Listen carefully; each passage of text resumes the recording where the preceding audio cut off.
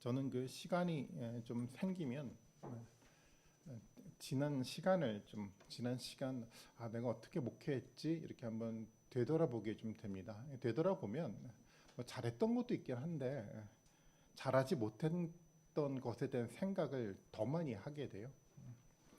지난 시간 제가 잘못했던 것이 사실은 많은데 그중 가장 크게 후회하는 것이 하나 있는데 그것은 교회를 너무 가볍게 생각하고 사실 목회를 했다는 것이었습니다. 어떤 때는 제 자존심을 지키기 위해서 교회를 쉽게 생각하고 또 떠났던 때도 사실은 있었습니다. 교회를 가볍게 생각하면 교회에서 나누는 말씀에 대한 태도도 가벼워지고요. 하나님께 기도도 가벼워집니다. 저와 같이 말씀을 들고 선 목회자들이 교회를 그리고 예배를 가볍게 생각하다 보니까 성도들도 그렇게 생각하게 되었습니다. 말씀은 성도들의 마음에 무게감 있게 심겨지지 않았습니다. 그래서 예배는 쉬워지고 말씀은 지루해졌습니다. 교회도 사람들에게 가벼워졌습니다. 사실 신앙생활에 있어서 그 무엇보다도 중요한 것이 두려움을 가지고 교회를 생각할 줄 알아야 한다는 것입니다. 교회를 가볍게 여겨서는 절대 안 됩니다. 교회를 그 어떤 공동체보다 귀하고 가치 있는 공동체로 여길 줄 알아야 하는 겁니다. 그래서 교회를 생각할 때마다 두렵고 떨림에 마음이 생겨나야 됩니다. 왜냐하면 교회는 하나님이 임재하는 곳이기 때문에 그렇습니다. 교회의 머리는 바로 예수 그리스도이기 때문에 그렇다라는 겁니다. 교회를 여러분 귀하게 여기십시오. 시온소 교회를 그렇게 여겨야 합니다. 가장 귀중하고 가장 가치 있는 공동체로 우리 스스로 여길 줄 알아야 합니다. 이것이 신앙의 기본이고 신앙의 핵심입니다. 오늘 본문은 두려움에 대한 이야기입니다. 하나님의 공동체, 교회에 임재하고 있습니다. 이 임재를 백성들이 준비하고 있는데 그 준비하는 백성들의 마음 자세, 마음의 태도가 본문에 기록되어 있는데 그것이 바로 두려움이었습니다. 출애굽기 19장 전체의 분위기가 바로 이 두려움으로 만들어졌습니다. 여러분 본문을 한번 보실까요? 19장 11절 12절 말씀인데 이렇게 기록되어 있죠. 셋째 날을 맞이할 준비를 하게 하여라. 바로 이 셋째 날에 나주가 온 백성이 보는 가운데 시내 산에 내려가겠다라고 얘기하십니다. 그러므로 너는 산 주의 경계선을 정해주어 백성이 접근하지 못하게 하고 백성에게서 산에 오르지도 말고 가까이 오지도 말라고 경고하여라. 산에 들어서면 누구든지 죽음을 면하지 못할 것이다 라고 기록하고 있어요.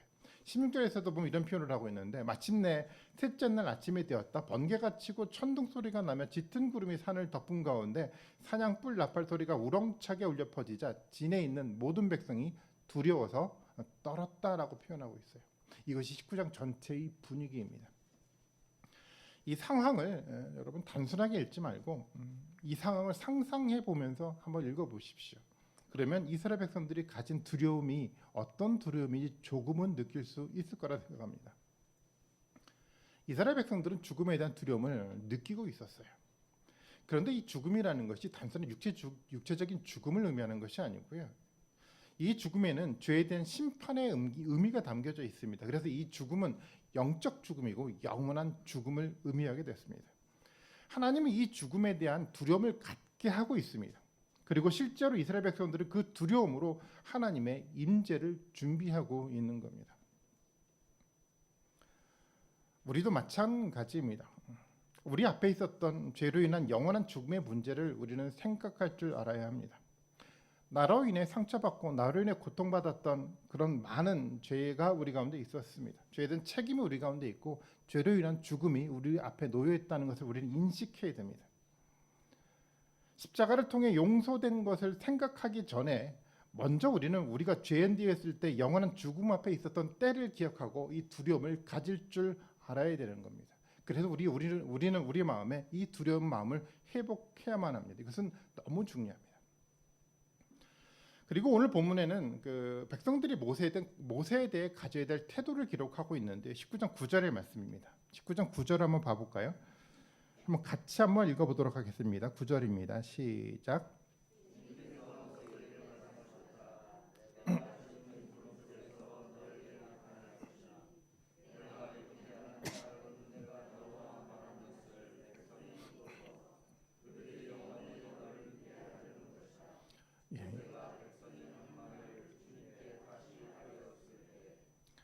여기 보니까 두려운 하나님 모세에게 나타났대요. 그래서 이스라엘 백성들이 모세를 보면서 뭐를 봅니까? 하나님의 두려움을 보게 됐어요. 왜 이렇게 하셨습니까? 하나님 목적이 본문에 기록되어 있지 않습니까? 하나님에 대한 두려움을 가지고 백성들이 모세를 보게 했던 겁니다. 그래서 그 두려움을 가지고 모세를 믿고 따르게 하나님이 만드신 겁니다. 사실은 모세에게 하나님은 영적 권위를 부여해 주신 겁니다. 모세를 이렇게 세워서 광야에서 하나님의 공동체가 두려움을 잃지 않고 예배 공동체로 바르게 세워갈 수 있게 하신 겁니다. 이렇게 교회 리더는 사실은 하나님의 임재를 경험하고 세워져야만 합니다. 오늘날 지도자들을 보면 사실은 권위가 바닥까지 떨어졌죠. 어떤 사람들은 이렇게 표현하더라고요. 바닥에 떨어진 것이 아니라 땅속으로 들어가 지하에까지 떨어졌습니다라고까지 표현을 해요. 사람들에게 목사라고 혹은 장로라고 권사라고 말하기가 부끄러워졌습니다. 지도자들이 하나님의 임재를 경험하지 못했기 때문에 그렇죠. 그래서 두려움이 사라졌기 때문에 이런 현상이 일어나는 겁니다. 성도들도 지도자들을 부끄러워하고 있습니다. 목사라고 부르고 싶어 하지 않아요. 설교를 해도 믿지 않습니다. 판단부터 하게 됐습니다. 어떤 영적 권위도 없이 목사와 성도가 서로 갈등하며 싸우게 됐습니다. 이유는 같습니다. 모두가 하나님의 임재를 경험하지 못하고 그 임재 속에 경험돼야 될 두려움이 사라졌기 때문에 이런 문제가 발생하는 겁니다. 목사들과 지도자들과 성도들 모두 이스라엘 백성처럼 하나님의 임재를 준비할 줄 알아야 합니다. 어떻게 우리가 준비할 수 있습니까? 출애굽기 19장 14절의 말씀인데 이렇게 기록하고 있습니다. 모세는 산에서 백성에게로 내려갔다. 그는 백성에게 성결하게 하고 백성은 자기들의 옷을 빨아 입었다라고 표현하고 있어요. 성결하게 했다라고요. 자기들이 옷을 빨아 입었대요. 성결해야 됩니다. 옷을 빨아 입어야 합니다. 내면적으로 마음을 성결하게 하고 하나님의 임재를 준비해야만 합니다. 어떻게 성결하게 합니까? 진지하게 말씀 앞에 서야죠. 자신의 종고 경험, 과거에 있었던 자신의 어떤 교회 사역, 직분, 모든 것을 마음에 다 지워버리시고 그냥 하나님 말씀 앞에 자신을 솔직하게 드러낼 수 있어야 됩니다. 지금 하나님께 어떤 신앙을 가지고 내가 어떻게 신앙 고백을 하고 있는지 살피면서 자신의 마음속 깊은 곳을 들여다 보아야 합니다. 그리고 그 깊은 곳에 하나님에 대한 믿음과 헌신이 있는지 실제로 살펴보아야 합니다. 그리고 드러났던 모습이 우리 눈앞에 보여진다고 한다면 그 문제를 가지고 회개해야만 합니다. 절대 다른 사람의 모습을 여러분 떠올리지 마십시오. 한국교회 문제, 대형교회 문제, 기복신앙에 따른 빠진 다른 성도들의 문제를 끄집어낼 필요가 없어요. 그리고 많은 사람들이 이 문제를 끄집어내면서 사실은 실제적으로 자신은 그것 뒤에 숨어버리는 어리석은 행동을 할 때가 있어요. 지금 필요한 것은 다른 사람의 문제가 아닙니다. 바로 나의 문제입니다. 그리고 옷을 빨아 입어야 합니다. 이스라엘은 함께 옷을 빨아 입었어요. 내면의 모습을 끄집어내고 이제는 각자의 모습이 서로의 눈에 보일 수 있는 행동을 서로에게 보이기 시작을 한 겁니다. 정말 이것이 필요합니다. 실제로 교회 성도들 모두의 눈에 보여야 합니다. 우리가 내면적으로 성결해져가는 그 모습을 외형적으로 사람들이 서로 간에 보고 서로 격려하고 서로 간에 도전할 수 있는 모습이 함께 공동체 가운데 이루어져 가야만 한다는 겁니다. 교회는 공동체 안에서 서로 보며 확인하는 공동체입니다. 나만 잘하면 된다고 생각하며 드러내 보이려 하지 않는 사람들은 대부분 자신의 성결하지 않는 모습을 감추려고 하기 때문에 그런 일들이 벌어납니다. 성결해지고 있는 사람은 자신의 옷을 빨아 입어 공동체 전체에 자신의 노력과 헌신하는 모습을 보입니다. 그래야 서로 간에 용기를 얻습니다. 먼저 옷을 빨아 입으십시오. 성결의 모습을 우리 스스로 보일 수 있어야만 합니다. 어떻게 해야 될지 잘 모르겠습니까? 이번 주 새벽 예배에 기도하는 모습을 보이기 시작하면 됩니다. 자신이 공동체에서 이런 성결의 문제를 가지고 씨름하고 있다는 모습을 나뿐만 아니라 공동체가 돼 서로 간에 보이며 나누며 도전하기 시작하면 이런 문제들이 만들어져 가는 겁니다. 그렇게 시작하면 하나님이 우리에게 길을 보여주실 겁니다. 그리고 우리는 이 두려움이 우리가 단순하게 생각하는 두려움과는 다른 의미의 두려움이라는 것을 알아야 됩니다. 19장을 좀 더 살펴보겠습니다. 4절의 말씀 볼까요? 함께 4절의 말씀 읽어보겠습니다. 4절입니다. 시작.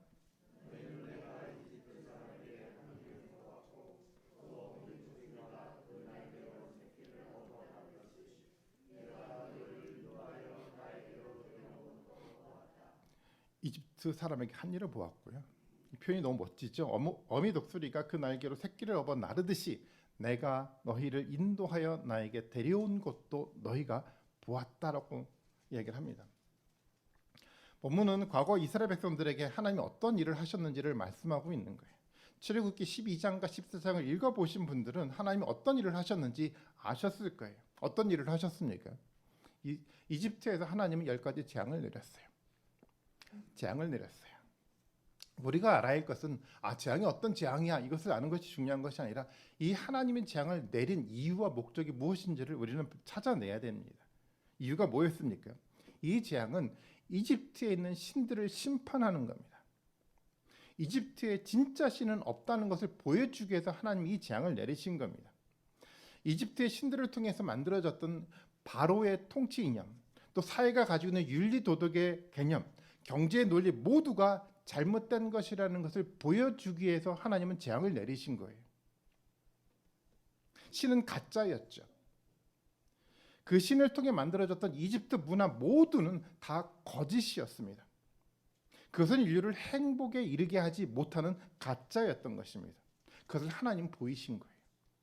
그래서 하나님 광야에서 여호와 하나님만이 진정한 신임을 보여주려 했습니다. 하나님을 통해 새로운 통치, 새로운 윤리와 도덕, 새로운 경제 논리를 세우려 했던 것이었습니다. 그래서 하나님은 십계명과 율법을 시내 산에서 주신 겁니다. 왜냐하면 과거가 아니라 완전한 새로운 나라를 건설하기 위해서 그렇게 우리에게 말씀을 주신 거죠. 그리고 하나님은 홍해를 갈랐어요. 세상에 가장 강한 군대인 바로의 군대를요, 홍해 바닷물에 쳐 넣었습니다. 바로의 군대는 세상에서 강한 군대였습니다. 이런 군대도 하나님의 능력 앞에서는 아무것도 아니라는 것을 하나님 보여주신 거였어요. 세상에 어떤 군대, 세상에 어떤 권력, 돈도 절대 하나님을 대적할 수 없음을 보여준 겁니다. 죽음 앞에 무능한 우리 아닙니까? 바이러스 하나에도 벌벌 떠는 인간이 바로 우리 아니겠습니까? 어떻게 감히 이 세상이 하나님을 대적할 수 있겠습니까?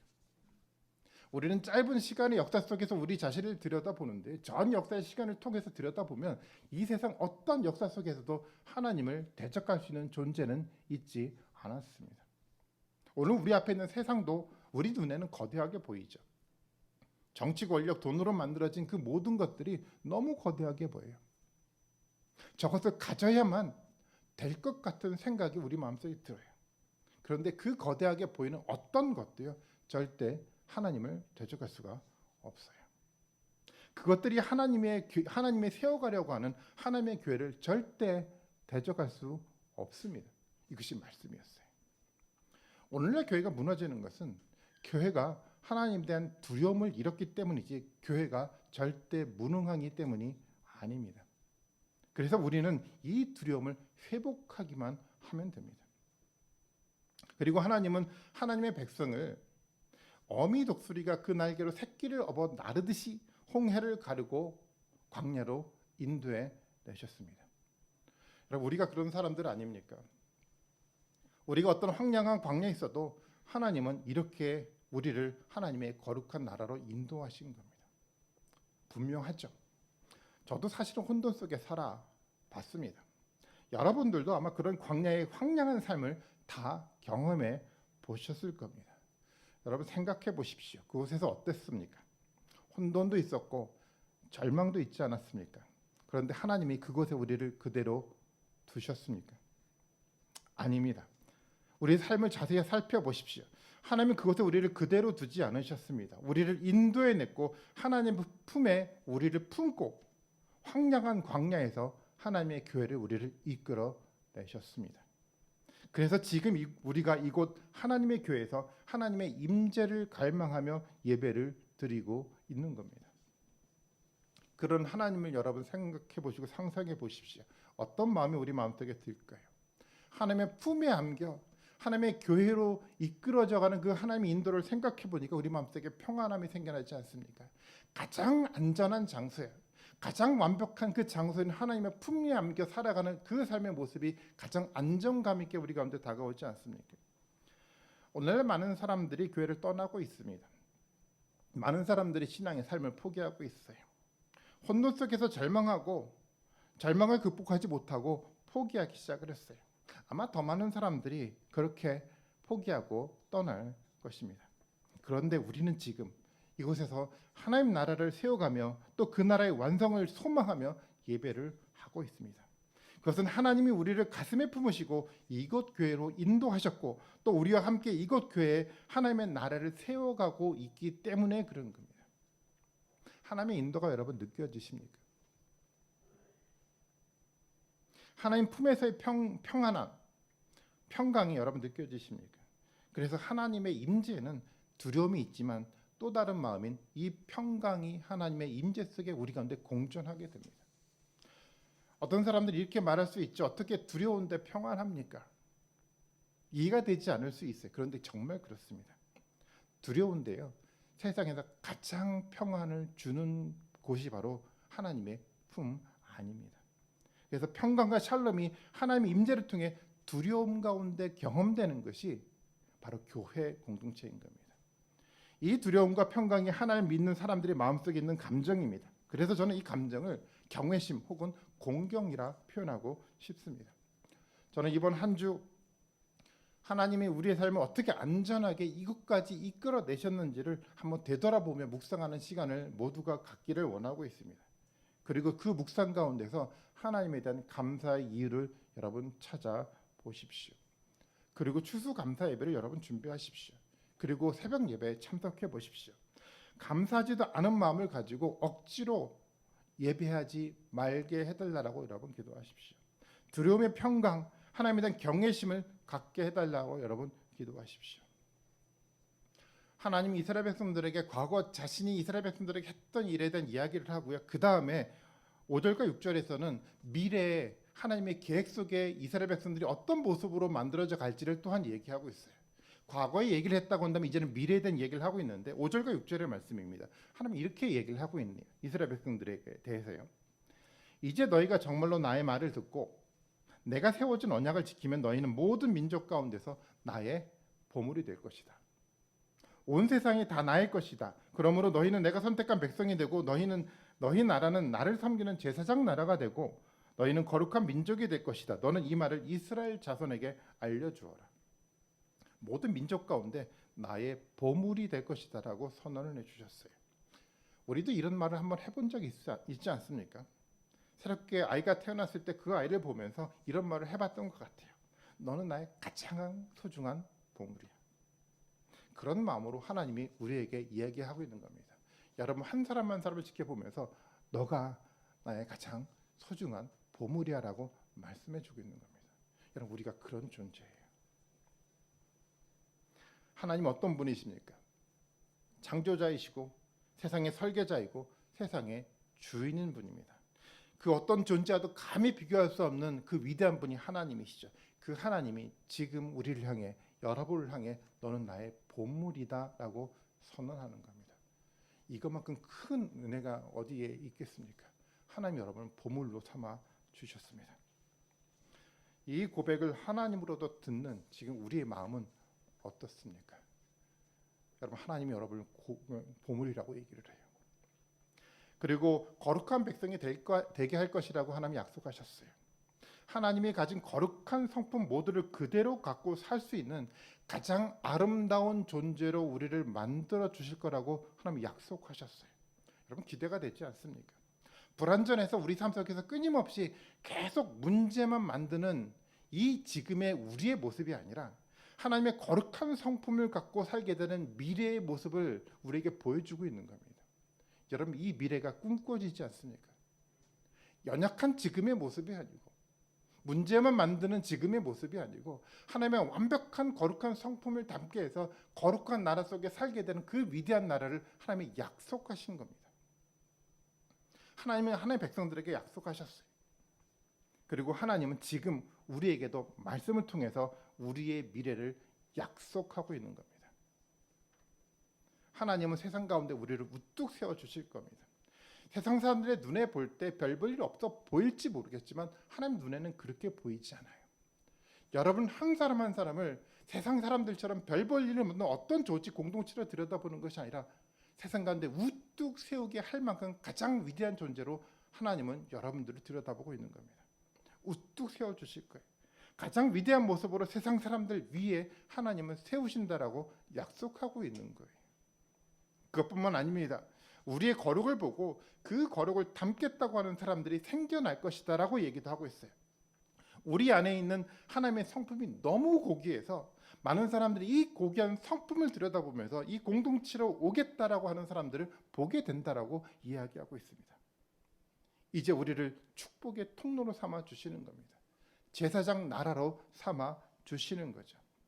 이 위대한 약속이 우리 가운데 우리에게 하나님은 하고 있는 겁니다. 여러분 믿어지십니까? 여러분 어떤 마음이 여러분 마음 가운데 생겨납니까?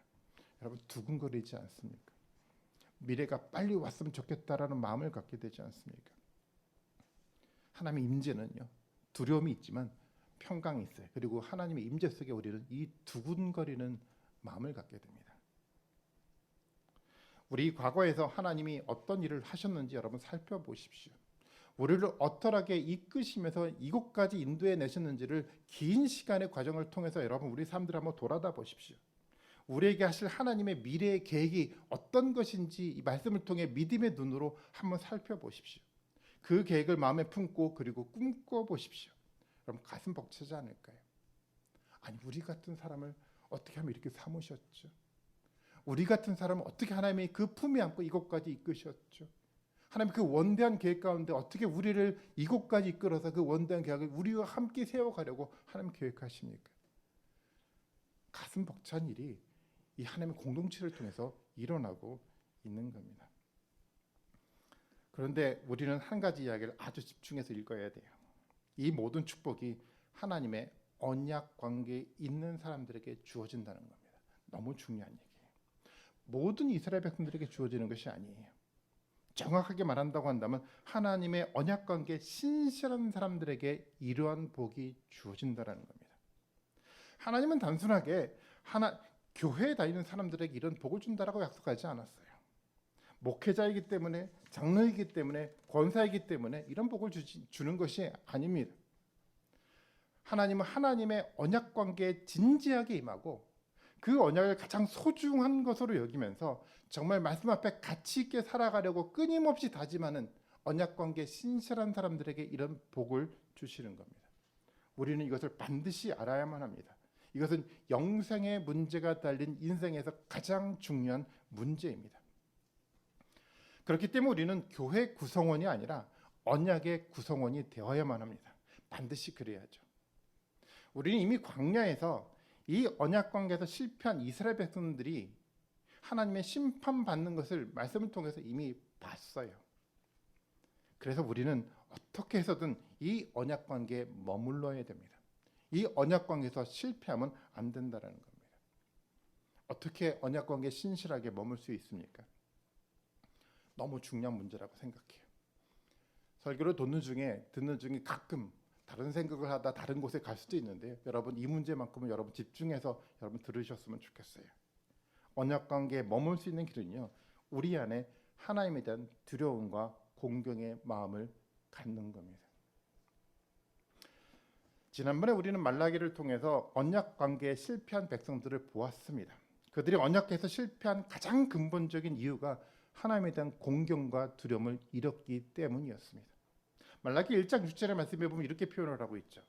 아들은 아버지를 공경하고 종은 제 주인을 두려워하는 법인데 내가 너희 아버지라고 해서 너희가 나를 공경하기라도 하였느냐라고 얘기를 하고 있어요.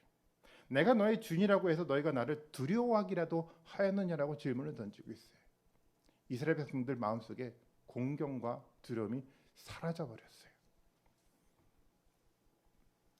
언약 관계가 깨졌다는 증거입니다. 이 공경과 두려움의 마음이 언약 관계의 핵심입니다. 하나님의 말씀을 문자적으로 어떻게 잘 지키느냐가 중요하지 않아요. 하나도 중요하지 않아요. 이 공경과 두려움의 마음을 가지고 말씀을 붙들고 그 말씀에 순종할 수 있어야만 하는 겁니다. 이것이 언약의 중요한 핵심입니다. 공경과 두려움을 잃은 말라기 시대 이스라엘 지도자들을 여러분 보십시오. 그들은 먼저 예배를 망쳐 놓았어요. 온전하지 못한 병든 것들을 제물로 가지고 와서 예배를 드리기 시작을 했어요. 가볍게 예배를 드리기 시작을 했어요. 그런 예배를 드리고도 오히려 그들을 하나님께 이렇게 반문하지 않습니까? 우리가 언제 제사를 드리지 않았습니까? 라고 반문하고 있어요.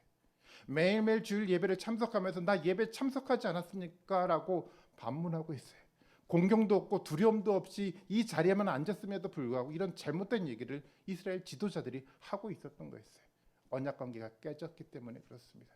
공경과 두려움이 사라졌기 때문에 그런 일들이 발생하는 겁니다. 그리고 백성들의 관계는 파괴가 됐어요. 부부의 관계가 파괴가 됐고요. 성도들 사이의 관계가 파괴되었습니다. 그리고 세상 사람들이 좋아하는 관계로 관계를 변화시켰어요. 성도들 관계에서 말씀은 사라졌어요. 말씀 대신 돈과 쾌락으로 사람들과의 관계를 맺어가기 시작했어요. 왜 이런 일들이 벌어져 갑니까? 언약이 파괴됐기 때문에 그래요. 언약의 가장 핵심인 하나님에 대한 두려움과 공경이 사라져 갔기 때문에 이런 문제들이 발생했던 겁니다. 삶도 무너졌어요. 돈에 대한 주권이 하나님께 있다는 것을 인정하지 않았어요. 돈은 우리 삶에서 가장 큰 영향력을 미치는 수단입니다. 그 돈이 하나님의 것이라고 인정하지 않는다는 것은 우리의 삶 모두가 하나님의 것이 아니라고 선언하는 것과 마찬가지예요. 내 삶의 주인은 나야 라고 하며 아담의 삶을 본받고 있는 것입니다. 언약 관계가 깨진 사람들은 모든 것이 마치 자신의 것인 양 생각하고 온전한 11조 온전한 삶을 하나님께 드리지 않습니다. 이런 문제가 발생하는 근본적인 이유가 바로 여기 있는 겁니다. 공경과 두려움을 잃어버렸기 때문에 그렇습니다. 하나님과 언약 관계가 파괴가 됐기 때문에 이런 일들이 벌어져 가는 거예요. 이런 마음을 회복하고 경험하는 삶이 그리스도의 삶입니다. 우리 가운데 파괴가 됐던 이 두려움이 있다고 한다면 그 마음을 회복하는 거예요. 공경의 마음을 회복하는 거예요. 이 마음을 회복하는 것이 신앙생활의 핵심이고 본질입니다. 어떻습니까? 이 기본적인 신앙의 삶에 지금 우리는 거하고 있습니까? 지금 우리는 하나님의 백성으로서 언약 관계를 유지하고 잘 살아가고 있습니까? 만약에 우리 마음 가운데 언약의 관계가 깨지고 있다는 것이 확인이 되면 빨리 회복하십시오. 여러분 기도하셔야 됩니다. 그리고 겸손한 마음으로, 정말로 겸손한 마음으로 말씀 앞에 무릎을 꿇어야 됩니다.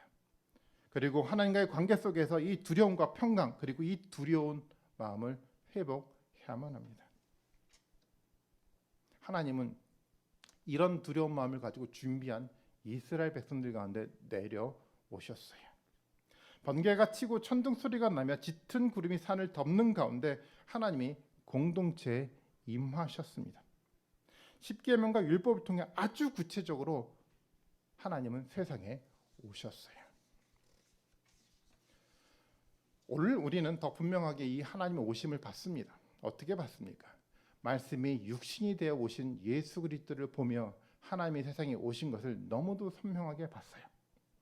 예수님은 더 분명하게 하나님과 하나님의 나라, 그리고 그 나라에서 삶을 우리에게 아주 구체적으로 말씀과 삶을 통해 보여주셨어요. 생생하게 보여주셨어요. 말씀을 통해서 그 생생한 삶의 그 모든 역사를 우리가 보게 되지 않았습니까? 그것뿐만 아니라 성령을 통해서 이 말씀이 우리 안에 거주하게 만들어 그 말씀 가운데 살게 하셨어요. 하나님이 우리 마음에 오셨다는 것을 확증해 주는 겁니다. 여러분, 단순한 지식을 말하는 것이 아니죠. 이 말씀이 우리의 삶을 만들어가는 이 성령의 삶이 우리 가운데 있을 때 하나님 확증해 주는 겁니다.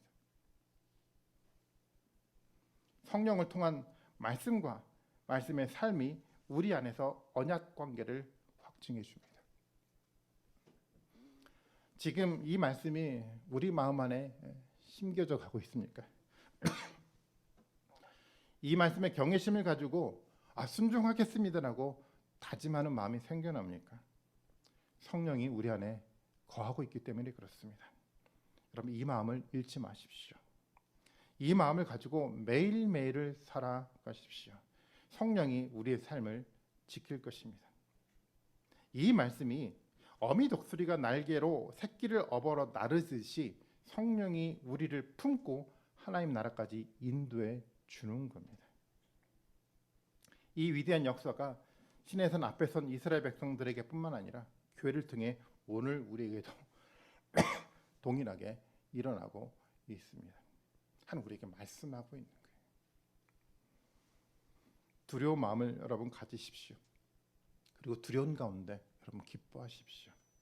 하나님 우리에게 하신 일과 우리와 함께 계획하신 이들을 여러분 꿈꾸면서 여러분 감사하십시오. 사실 이것밖에 우리가 할 수 있는 것이 없습니다. 빨리 추수감사 예배를 드리고 싶지 않습니까? 우리 삶의 모습을 돌아다 보면서 나 하나님 더 감사하고 싶어 이런 열정을 가지고 여러분 예배하고 싶지 않습니까? 우리 속에 뭔가 부족한 것이 발견됐다고 한다면 하나님 나 빨리 새벽 예배 나가서 하나님 앞에 정말 기도하길 원합니다라는 열정이 우리 마음 가운데 생겨나지 않습니까? 이런 마음을 가진 사람들이 모인 공동체가 바로 하나님의 교회예요. 두려움과 공경이 깨져서 세상의 모습을 그대로 가지고 모인 공동체가 하나님의 교회가 아닙니다. 이 마음을 가지고 언약관계 신실한 사람들에게 모여서 하나님을 갈망하고 하나님 나라를 꿈꾸는 이 사람들이 모인 공동체가 바로 그 공동체가 하나님의 교회입니다. 저는 우리 신수교회 공동체가 이 하나님의 교회가 되기를 원합니다. 두려운 마음을 여러분 회복하십시오. 하나님의 임재를 경험하는 여러분들이 되셨으면 좋겠어요. 하나님의 임재가 우리 가운데 실제적으로 경험되어야만 합니다. 이것이 우리를 이끌어갈 수 있는 영적인 힘이 되게 합니다. 이렇게 위대한 공동체가 우리 눈앞에 있습니다. 어떻게 우리가 교회를 가볍게 여길 수 있겠습니까? 어떻게 우리가 우리의 생각과 우리의 자존심 때문에 교회를 혼돈스럽게 하겠습니까? 두려움으로 교회 앞에 서십시오. 공경의 마음을 가지고 여러분 예배에 임하십시오. 그리고 두근거림으로 여러분 하나님의 계획을 꿈꾸며 함께 꿈꿔 가십시오. 그러면 하나님은 우리에게 복을 주실 겁니다. 하나님의 원대한 하나님의 이 모든 계획이요, 창조자이시고 설계자이시고 우리 미래를 책임질 이 위대한 하나님이 여러분들의 삶들을 복 가운데 이끌어 가실 겁니다. 그 모든 복을 다 받아 누리는 우리 모든 시은소 성도님들이 되시기를 주님의 이름으로 축원드리겠습니다. 아멘.